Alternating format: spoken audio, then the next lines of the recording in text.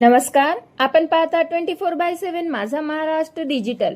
वसमतमधून एक मोठी आणि खळबळजनक बातमी समोर आली आहे। वसमत नगर परिषदेचे उपनगराध्यक्ष सय्यद इम्रान सय्यद नसीर अली यांच्या विरोधात अखेर वसमत ग्रामीण पोलीस ठाण्यात गुन्हा दाखल करण्यात आला आहे। पोलिसांनी दिलेल्या माहितीनुसार 29 जुलै 2026 रोजी सायंकाळी सुमारे 5:50 जवळा खंदारबंद शिवारातील शेतगट क्रमांक 32 येथे छापा टाकण्यात आला। या कारवाई दरम्यान 19 गौवंशीय जनावरे पाणी आणि चारा न देता बांधून ठेवल्याचे आढळून आले। पोलिसांनी तात्काळ ही सर्व जनावरे ताब्यात घेतली। जप्त करण्यात आलेल्या जनावरांची अंदाजे किमान 9,63,000 रुपये असल्याचे पंचनाम्यात नमूद करण्यात आले आहे। या प्रकरणी महाराष्ट्र प्राणी संरक्षण अधिनियम 1995 तसेच प्राण्यांवरील क्रूरता प्रतिबंधक अधिनियम 1960 अंतर्गत संबंधित कलमांनुसार गुन्हा दाखल करण्यात आला आहे।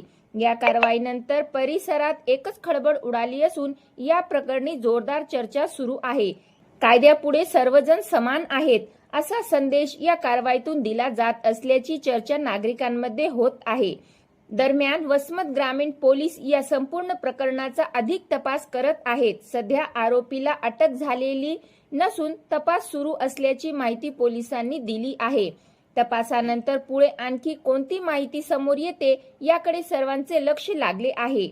या प्रकरणात आरोपीची बाजू किंवा स्पष्टीकरण समोर आल्यास तेही आम्ही आपल्यापर्यंत पोहोचवू। सर्वांना जय श्रीराम। वसमतच्या राष्ट्रवादी उपनगराध्यक्ष इम्रान याच्या शेतामध्ये 27 जिवंत गौवंश सापडलेत।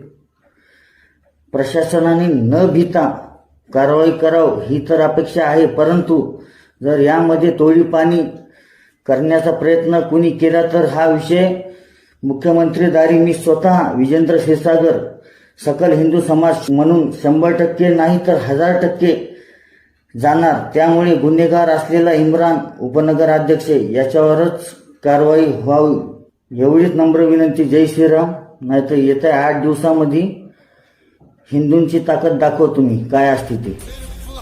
जय श्रीराम। जय ताज्या विश्वासाई आणि निपक्ष बातमींसाठी 24/7 माझा महाराष्ट्र डिजिटलला सबस्क्राईब करा, व्हिडिओला लाईक करा आणि शेअर करायला विसरू नका। धन्यवाद।